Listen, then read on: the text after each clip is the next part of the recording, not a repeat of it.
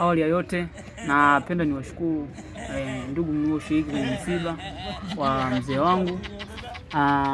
Awali ya yote mnatambua utamaduni pamoja na mila zetu jinsi zilivyo. Mama yangu ndo kama hivyo, itabidi apate mlisi wa kumlisi.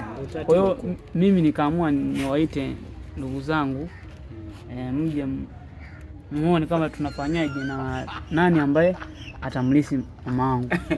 Tanzania kulikuwa kuna haja sema kwa kuwa umeishia kikao, lakini hata marehemu mwenyewe alikuwa anajua kabisa, nadhani tulishaongea kama inatakiwa ni ndio maana nakuta hata wewe mwenyewe unajua kama marehemu alikuwa partner yangu sana, na ndo vitanda vya chumbani kwa narekebisha sana mimi, kama mwenyewe unakumbuka. Sasa fundi yani ungeongea point, anataka mlisi kama fundi, lakini kama ni fundi yeye. Alafu istoshe, umeona yule pale anahitaji mtu ambaye hajaoa. Mimi sijaoa, umeona? Sio kwamba nilikuwa nazizia mpaka baba yako afi ndo nimchukue, lakini no, mimi na mama yako tulianza kupendana toka chekechea. Basi misunderstanding tu zikatokea, baba yako akamchukua. Alafu kama unavyojua mama yako anapenda kijana mtanashati, yani muda wote awe very smart. Hakuna kama mimi hapa. Hakuna kama mimi. Na ndio maana baba yako alipokufa mama akulia kwa sababu alijua mimi nipo. Alijua yupo kwa sababu vipi? Huyu anaongea. Alijua yupo kwa sababu yani mama yako inatakiwa kae na mtu mwenye akili, mwenye mindset. Na mashamba mangapi? Na mashamba mangapi? Na mashamba mangapi? Mama yako anatakiwa akae na mtu ambaye mwenye busara, amfariji kipindi hiki, sawa? Mimi nafikiri ndo sehemu sahihi sana kwa mama. Sasa akae na mtu wa kubeti. Akae na mtu wa kubeti. Sisi wote baba yetu wewe, katika wote sisi wewe ndo kaka yetu. Ndio. Sasa ndio msikilize sasa. Ngoja kwanza aongee. Kwamba mimi ni kaka yetu. Ndio. Lakini kwa utaratibu ulivyokuwa. Mimi bwana yule kaka alinilea tangia nikiwa mdogo. Ndio. Tunafaa kuchukua ile mali kabisa. Naomba angalia kofia. Naomba nimsikilize. Naomba nyinyi ni baba zangu na waheshimu sana. Ndio. Lakini naona tunapobishana hivi tunaharibu. Sio vizuri. Ndio. Ndio. Mimi kwa upande wangu ningeshauri kwamba tungemuita aje nije mnikabidhishe. Nije mnikabidhishwe.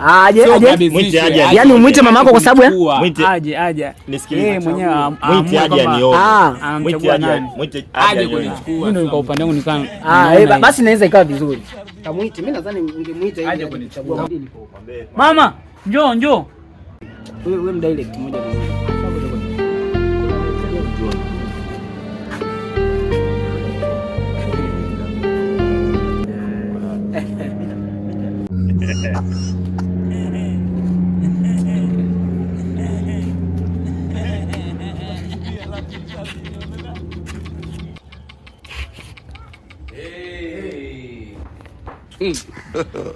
God have mercy upon us.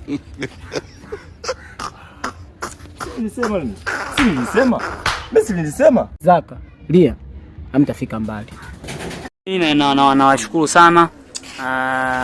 Mamangu ameamua kumchagua mtu ambaye kwake ni upande sahihi. Yuko mikono salama. Uwe na amani. Licha ya kuwa mamangu ni mjamzito. Unasema? Asa mbona ndangu mwanzo hujasema mpaka unasema sasa hivi? Mimi nadhani mambo yameisha. Yameshaisha. Mama aliyemchagua ndiye baba. Ndio. Kwa hiyo nakushukuru sana. Kwa hiyo baba kija. Mniache bwana. Ngoja nikajifikirie.